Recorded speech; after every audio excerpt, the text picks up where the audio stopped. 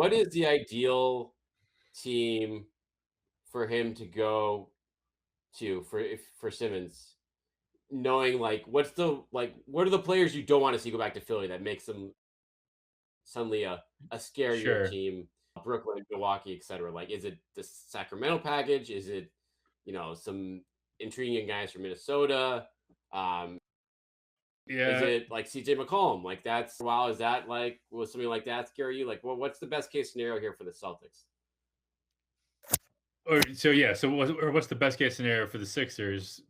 Either way, I know what you're saying. Yeah, yeah, yeah. So Or so worst case as for the Celtics. from a Celtics perspective, I would fear the McCollum deal. I think most. Mhm. Just because he's, I think, the best player of that crew. Like for if I'm the Celtics, I'm happy if they make that Minnesota deal. I mean, D'Angelo Russell, obviously, he's a talented guy. He's an all-star. He can put up numbers. He's like a sort of like a human white flag. I feel like if you acquire him, like you're not making noise for a couple of years. You know what I mean? Just with his contract and all that, I just don't. Yeah, will the Sixers be a playoff team if they have D'Angelo Russell? Yes, because they have Joel Embiid. But when it comes to winning time, I'm feeling okay. And Malik Beasley, obviously an insanely talented guy. Philly would be his third team in not so many years. Has some off the court issues that I don't know. If you're trying to build a winning atmosphere, I don't know, or winning culture, he doesn't seem to be the guy that you're going to bring in right now. So yeah, go for it, Daryl. Go for that T Wolves deal. I think that's what Brad Stevens is rooting for. But I mean, if you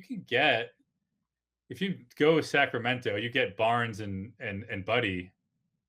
I mean, those are guys that you could see in a playoff series doing some damage. Actually seen it from Harrison Barnes, not in Right. the near future, but in the near past. But it's happened.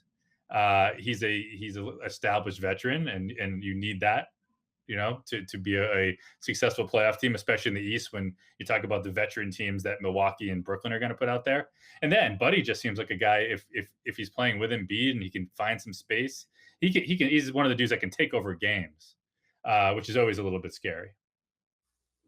Yeah, I mean, that that's for as far as realistic packages go, that's probably number one on my list too. Just like because for that factor, like Barnes, is the guy who just knows how to play, and Buddy Hield's a guy who can win you a game. Like if he So gets, you don't think that Richardson, Al Horford, and uh, Rob Williams and Aaron I Neesmith? will be enough to top that. No. No, I don't think. I honestly, I don't. I think it's intriguing to think about, but I do not think it. You're not gonna be able to put that package together by the time like Simmons is gonna be moved. There's no way they can wait this out if you're the Sixers, right? Like he has to move by maybe not by camp, but like at least early in the regular season here, because you if you let this drag on, then who the hell knows what'll happen here?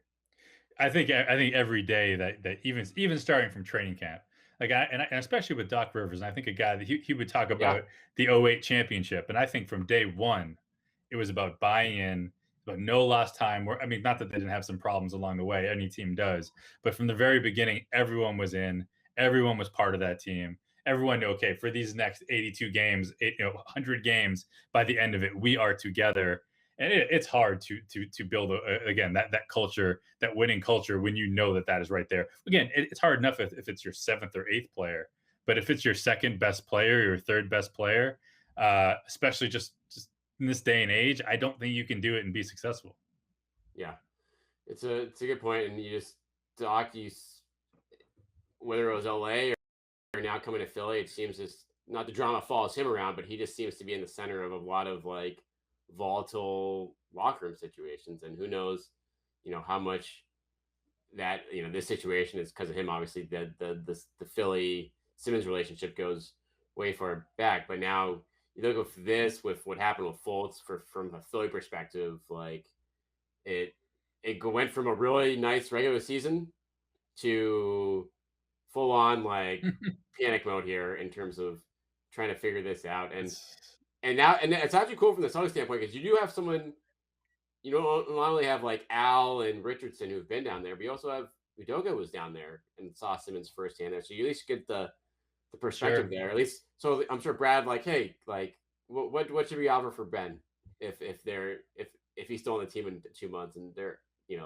have no one else returning their calls. Like, it'll be funny to see what his perspective would be on that.